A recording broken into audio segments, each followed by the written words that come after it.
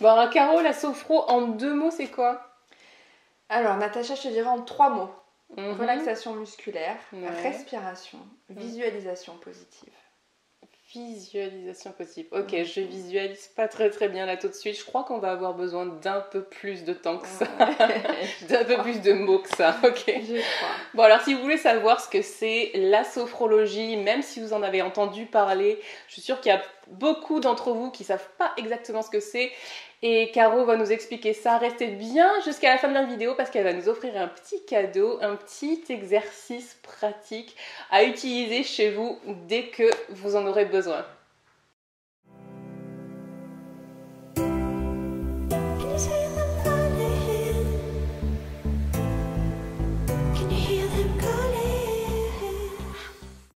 Salut les surfeurs de la vie. Alors aujourd'hui j'ai une invitée spéciale pour cette vidéo.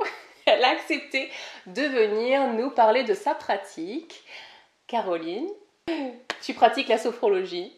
Oui. Et la sophrologie, on est là pour en parler. Et je voudrais savoir déjà qu'est-ce que c'est, qu'est-ce que ça veut dire sophrologie. Ouais. Donc en fait la sophrologie c'est un petit peu compliqué à expliquer parce que c'est vraiment une discipline qui se vit. Je vais quand même essayer de vous éclairer un petit peu plus. Bah oui, s'il te plaît. Ouais. Un peu plus, Donc ouais. la sophrologie, le mot déjà sophrologie est tiré du grec sos phren logos qui signifie l'étude de la conscience en harmonie. La sophrologie, c'est une discipline qui a été mise au point dans les années 60 par un neuropsychiatre du nom de Caicedo. Et donc il a mis cette discipline au point. Il a eu l'intelligence de rassembler plusieurs techniques, et donc notamment les 3 techniques qui sont les techniques principales: la relaxation musculaire, la respiration et la visualisation positive. D'accord.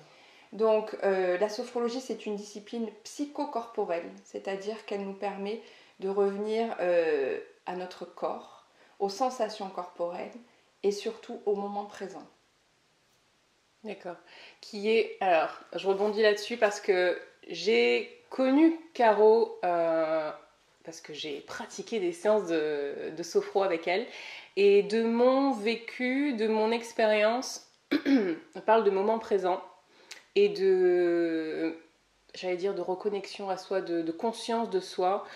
C'est vrai que ça passe vraiment par ça, le fait de se sentir dans le moment présent, ça passe par la reconnexion à son corps physique pour se reconnecter du coup à ses émotions, à sa conscience. C'est vraiment une ouverture vers soi. Pour moi, c'est découverte de soi parce que avec toi, allez dire, bon, bah, avec les sophrologues en général, avec une séance de sophro, je trouve qu'on va vraiment en profondeur dans la découverte de soi. Donc, ouais.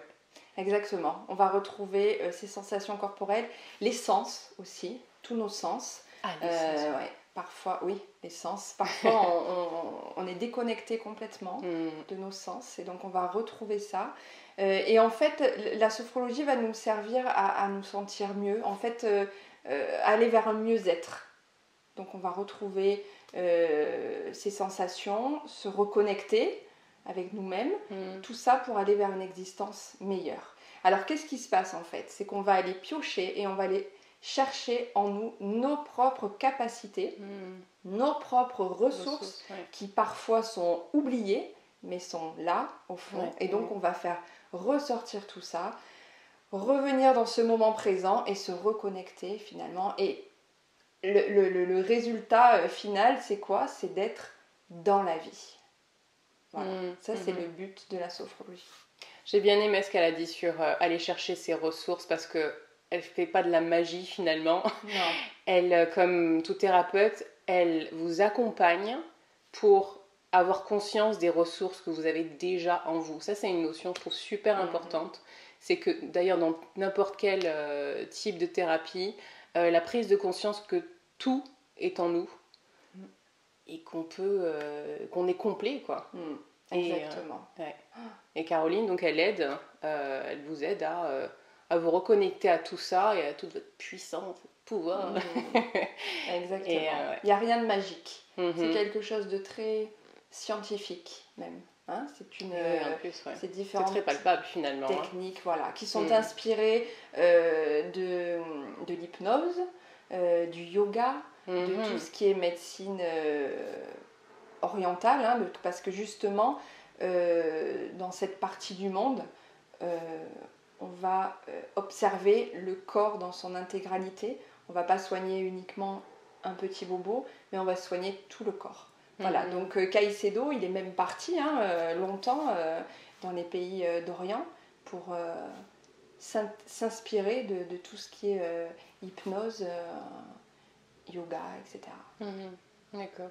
Ouais, donc c'est vraiment une approche holistique de toute la personne. Complètement, ouais. complètement. Ouais. C'est vraiment être à l'écoute de la personne. Ouais. Du coup, la personne, à qui ça s'adresse, la sophrologie? Alors, la sophrologie, ça s'adresse à tout le monde, tous les âges. C'est une discipline qui peut répondre à beaucoup de problématiques différentes. Donc, ça peut être tout simplement pour se sentir mieux, hein, en développement personnel même, pour aller chercher au fond de soi ses ressources, ses capacités. Ça peut être quand on a un manque de confiance en soi, un manque d'estime de soi, quand on a besoin peut-être de préparer un examen, de préparer un événement sportif pour apprendre à mieux se concentrer. Ça peut être aussi quand on a du mal à dormir ou tout simplement pour gérer son stress. C'est un outil formidable pour gérer le stress. Ok. Tu disais, ça s'adresse à tout le monde. Est-ce que ça s'adresse aussi aux enfants? Oui, tout à fait. Oui. Ça s'adresse aux enfants. Alors, il n'y a pas d'âge vraiment pour commencer. On va dire qu'il faut quand même qu'ils soient en âge de comprendre et de parler. Hein. Donc, on va dire que 6-7 ans me semble un âge correct pour commencer la sophrologie. On peut le commencer plus petit, mais ce sera vraiment que des jeux, très ludiques. Et ensuite, donc, les séances pour des enfants ne sont pas tout à fait les mêmes effectivement qu'un adulte. Disons qu'elles sont adaptées, elles sont un peu plus courtes, elles sont attentives moins longtemps que des adultes. Et puis c'est aussi ludique, hein, donc c'est beaucoup de jeux, parce qu'en sophrologie, il y a des exercices de tension et de relâcher pour apprendre ce que c'est vraiment physiquement le relâchement. Et donc pour les enfants, ça se traduit par des jeux. Voilà, c'est la différence. Mais oui, même les enfants ont droit à la sophrologie. Et du coup, j'imagine tu utilises plus de techniques de visualisation avec eux? Oui, plus d'imaginaire, c'est-à-dire qu'un adulte, on va vraiment travailler sur la phénoménologie, c'est-à-dire le phénomène qui va apparaître dans la visualisation de lui-même, alors qu'un enfant, on va un peu plus l'aiguiller et lui donner des images un peu plus précises sur... par exemple, je sais pas, des nuages colorés sur des paysages, mais on va un peu plus l'aider, alors qu'un adulte, c'est vraiment le phénomène qui se présente à lui. Voilà. Et c'est d'ailleurs un principe très important de la sophrologie, la phénoménologie. Laisser apparaître ce qui vient lors d'une visualisation. Laisser apparaître. Laisser apparaître. Donc ça veut dire que tu aides aussi avec le lâcher prise. Complètement. C'est une discipline du lâcher prise. Hein. Alors lâcher prise, on l'entend un peu partout. Hein. Lâcher prise, mais qu'est-ce que c'est? Oui, c'est intéressant du coup. Voilà. Et en fait, en sophrologie, on apprend le lâcher prise, c'est-à-dire qu'on apprend à accepter la vie telle qu'elle est. Voilà. Et donc on est armé en retrouvant tout ce qu'il y a en nous, à accepter la vie telle qu'elle est, avec les bons et parfois les mauvais côtés, mais en tout cas on est plus armé face à ça. Quand j'ai entendu lâcher prise, là, dans ce que tu as dit, ça m'a fait penser en fait vraiment à lâcher ce qu'on connaît déjà, tous les programmes qu'on a, et accueillir ce qui est limite sans jugement. Parce que finalement, c'est ça qui nous crée du stress et de la peine et toutes ces émotions-là. C'est exactement ça. C'est essayer d'enlever tout jugement sur ce qui se passe, même sur nous-mêmes, hein, déjà, en premier, essayer d'enlever tout jugement sur nous-mêmes. Voilà. Et tout jugement sur l'autre, puisque finalement, un jugement vient parler de nous-mêmes. Donc, effet miroir. Effet miroir. Et donc en sophrologie, on travaille aussi beaucoup sur ça, sur le non-jugement, même dans nos sensations, dans l'acceptation de nos sensations corporelles, il faut que ce soit sans jugement. Ouais. Voilà, c'est juste un état des lieux Ouais. de ce que je ressens ici et maintenant, sans jugement, c'est-à-dire pas mais pourquoi, non, juste qu'est-ce qui se passe. Et en fait, on apprend à être comme ça dans la vie, quoi. Ouais, et tu sais à quoi ça me fait penser là ? Quand tu me disais accueillir ce qui vient, la phénoménologie, du coup, tu apprends aussi à faire confiance à ton intuition. Oui. Parce que c'est un ressenti aussi. C'est pas, ça peut passer par le physique, parce que ton corps peut t'envoyer des informations pour t'aiguiller, prendre des décisions, ou voilà. Mais c'est vrai que du coup, tu te connectes à cette partie de toi qui est qu'on doute, dont on doute. Dont on doute, oui. Souvent.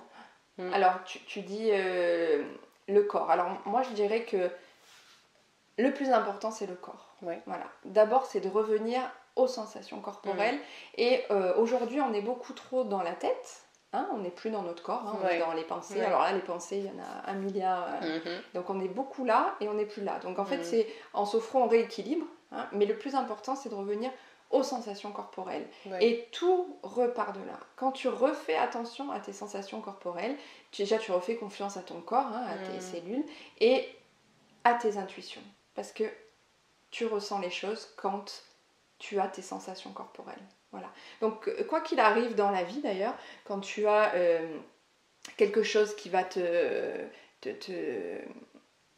mettre en colère ou t'énerver ou te contrarier, te stresser, te rendre anxieux, t'angoisser, l'important, c'est d'écouter d'abord tes sensations corporelles. Voilà. Et les accepter. Voilà. Et accepter ces sensations. Écouter et accepter. Écouter et accepter. Et toi, comment tu en es venue à la sophrologie ? Comment tu t'es dit, je vais pratiquer la sophrologie, je vais aider les gens avec cet outil ? Alors, c'est tout un parcours qui a commencé lorsque ma fille Lisa est entrée en 6e. Donc, elle était vraiment pas bien, très stressée, angoissée d'aller à l'école. Mais ça en devenait presque pathologique. Elle voulait plus du tout aller à l'école. C'était vraiment terrible.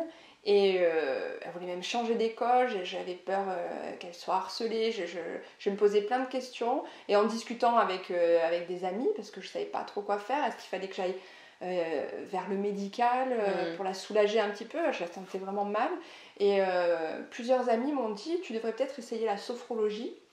Elle savait pas exactement ce que c'était, mais elle savait que ça allait pouvoir peut-être l'apaiser. Donc moi j'ai dit pourquoi pas, j'étais prête à tout essayer. Donc on est allé voir une sophrologue. C'était sa démarche à elle, enfin je veux dire, tu lui as proposé, elle a dit ok. Voilà, c'était une proposition de ma part parce que je voulais vraiment que ça vienne d'elle. Et elle m'a dit oui parce qu'elle était quand même en détresse, donc elle m'a dit oui, pourquoi pas, mais on savait pas du tout ni l'une ni l'autre ce que c'était. D'ailleurs moi je lui ai même dit je ne sais pas du tout, donc on va expérimenter ensemble.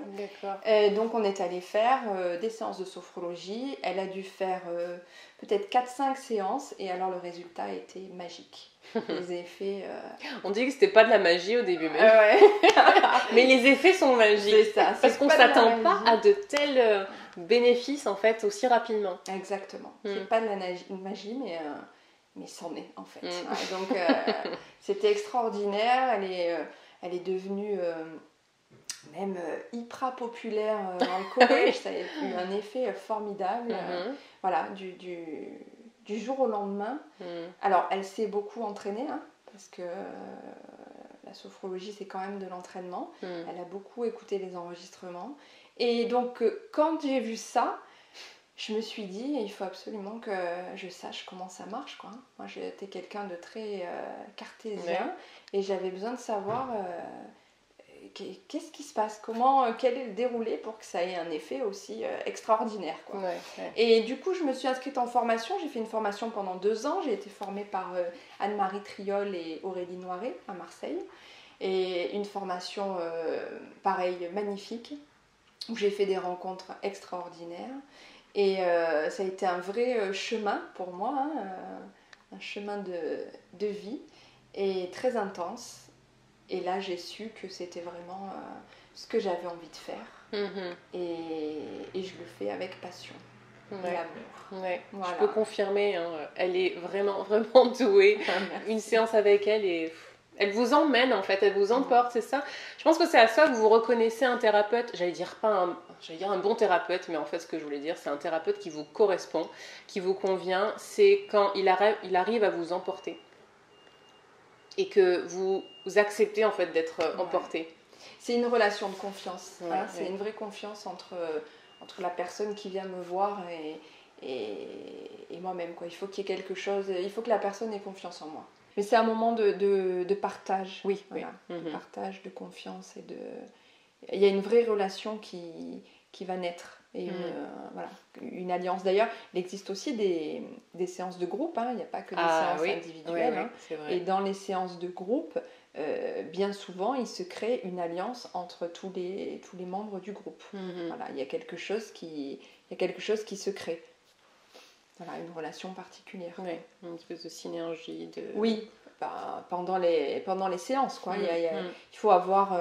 on n'est pas obligé de se confier de toutes les manières, parce qu'on n'est pas obligé à la fin de s'exprimer, de donner ses ressentis, mais bien souvent les personnes le font parce qu'ils ressentent ce climat de confiance et d'alliance dans le groupe. Voilà. Et quand on le fait en groupe, c'est vraiment bien souvent dans un but de développement personnel quand même. D'accord. Oui, c'est vrai, c'est intéressant ça. Donc on peut le faire tout seul, donc juste avec toi, ou bien en groupe et c'est toi qui animes. Et t'animes tout le groupe. Et qu'est-ce que tu fais? Tu te laisses guider par l'énergie du groupe aussi, ou alors tu suis ton... Alors, on se laisse guider par l'énergie du groupe. Vraiment, savoir dans quel état d'esprit le groupe est le jour. C'est vraiment une discipline du moment présent. Donc c'est... qu'est-ce qui se passe là? On sent qu'est-ce qui se ressent et là on va mettre en place une séance. C'est un peu de l'art quand même, la sophrologie aussi. C'est des techniques bien précises, mais avec une possibilité de créer à l'infini des séances. Voilà. Selon la personne qu'on a en face. Donc créer des séances ou, si on part sur plusieurs séances, voilà, une évolution de séance pour arriver à un objectif précis, l'objectif demandé par la personne. Voilà. Alors établi en début de... Exactement, établi au début. À la première séance est très importante. Ah oui d'ailleurs, je voulais te demander comment ça se passe pour ceux qui n'ont jamais expérimenté ça ou qui aimeraient. Tu peux nous raconter un peu comment se passe une séance type? Oui, bien sûr. Donc quand